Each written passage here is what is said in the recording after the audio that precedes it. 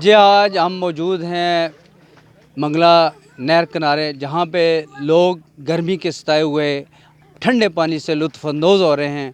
हमारे साथ एक शहरी हैं, हम उनसे पूछते हैं कि वो यहाँ पे आकर क्या महसूस करते हैं।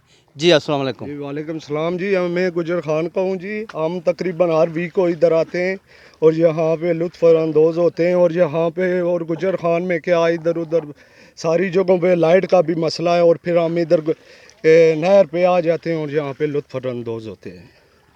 आप अकेले आए हैं या साथ नहीं, आपके दोस्त यार हैं या हम 2 गाड़ियाँ लेके आए हैं जी। हम तकरीबन 7-8 लड़के हैं, दोस्त अपने फ्रेंड सारे इकट्ठे, खाना शाना पीना इधर ही लेके आते हैं, आउटिंग करते हैं। Very good. और आप क्या महसूस कर रहे हैं, ये कैसी जगह है? ये तो मेरे ख्याल में तो मुझे तकरीबन 15 साल हो गए यहाँ पे आते हुए।